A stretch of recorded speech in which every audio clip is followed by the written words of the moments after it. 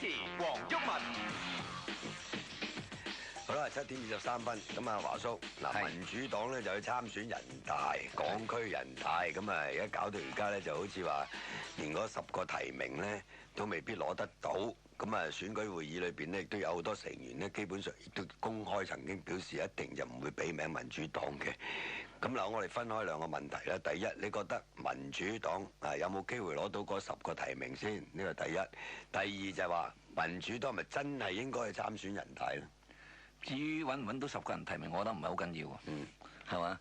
即係揾唔到10個就暴露一個問題出嚟。係啦，揾到10個之後，你選出嚟選唔選到又暴露咗另一個問題。咁我覺得而家已經係暴露咗相當多嘅情況出嚟。咁即係民主黨呢個動作基本上就玩嘢啫。如果照你咁講，咁又唔都係去暴露問題啫。通過呢個動作就係暴露問題。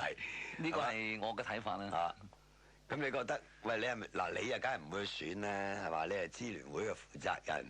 咁如果你去選啊，真係大件事啦，我覺得。咁啊好啦，咁你自己係一定唔會去選。咁你覺得民主黨咁樣即係揾幾個人走去參選人大代表，咁你自己點睇咧？嗱，第一方面呢，就係民主黨參選之前呢，就係做過個民意調查嘅，即係自己即係打電話問人，咁係大多數人都贊成嘅。咁另外呢，就通過喺全黨嘅代表大會上面通過一個決議案，係話參選嘅。咁佢經過自己一個黨內嘅民主嘅機制進行咁嘅決定嘅時候，咁我覺得既然係全黨嘅決定嘅時候，我哋即係亦都應該支持。嗰個係多數決啦，即係可能亦都有人反對噶嘛，係咪先？咁係，咁你任何一個決定咧，都係有人贊成有人反對噶啦。咁好啦，係咪絕對壓倒性嘅？即係話贊成嘅佔絕大多數人，係反對佔少數咧？喺黨內嗰次決定係相當大多數嚟嘅。咁所持嘅理由係咩咧？點解啲人會即係絕大多數人都贊成去參選，明知一定選唔到，甚至攞唔到嗰10個提名？咁係咪大部分嘅人都可能覺得，喂，我選到與選唔到我都着數啦？第一就即係製造一個話題，第二咧就會暴露咗呢個選舉會議或者呢一種選舉係一種小圈子選舉，或者暴露咗某啲人封殺民主黨嗰種咁嘅即係野心，或者即係封殺民主黨嗰種醜態，咁可以暴露出嚟，咁達到呢個目的，我哋就依然以足啦。咁當時係咪因為呢個理由而贊成咧？各種人咧都唔係一個同一嘅意見去贊成嘅。咁有啲人從呢個角度睇，有啲人從呢個角度睇。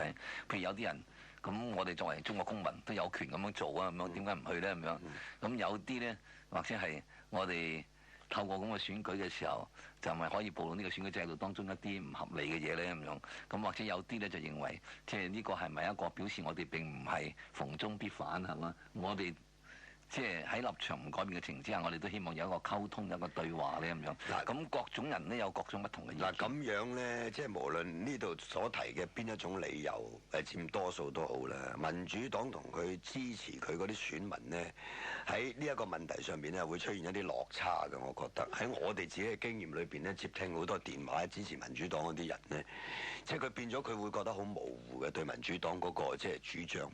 咁我睇一部分啦，因為喺我哋嘅電話調查當中呢，亦都60%幾嘅人係贊成嘅，咁亦都其中有一部分冇意見嘅啦。咁喺支持民主黨嘅人當中，梗亦都有啲唔同嘅睇法嘅。咁或者佢哋呢，從頭先我所講嘅有各種人從不同嘅角度睇呢個問題，或者佢哋亦都可以從多啲嘅角度上面嚟睇。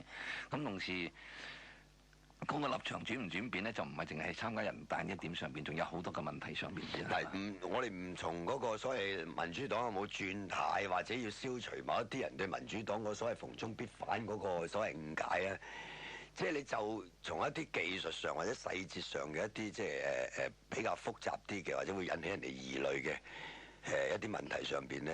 我覺得民主黨都冇辦法去自圓其說嘅，譬如好簡單，我覺得唔需要自圓其說嘅。嗱，你睇個結果簡預片，你話連10個都揾唔到，或者將來選到嘅時候都一票都冇咁樣啦。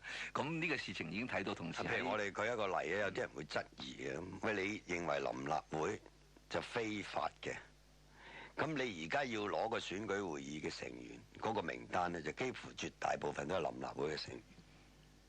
即係你去同佢哋，你鬧過佢，你反對過嘅嗰個咁嘅，即係非法嘅立法機關去攞名嚟支持你去選人大，我睇臨立會嘅成員，我哋冇問佢攞啩，我唔知道㗎。佢哋因為我冇參與呢。唔係你梗要揾嗰啲人㗎啦！嗱，你譬如好簡單，我哋估計嘅你民主派稍為能夠有把握攞到嘅嗰啲所謂名單，就不外乎民協嗰幾個啊、黃宏發啊、梁志雄啊呢類人㗎嘛。唔通你走去同鄭耀棠、曾鈺成、程介南嗰啲攞名咩？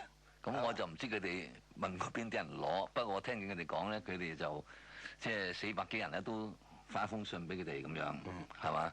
咁呢個就係全面嘅做法，唔係針對邊一個人就寫信俾佢，邊個人就唔寫信俾佢嘅。咁華叔，你究竟你自己私人嘅意見，你係贊成佢哋都選咧，定係反對佢哋？我服從黨嘅決定。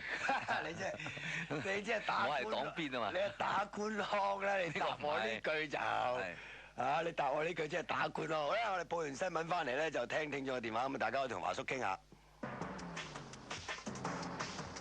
空間照舊，言論不分左中右。電話187281，毓民七宗罪。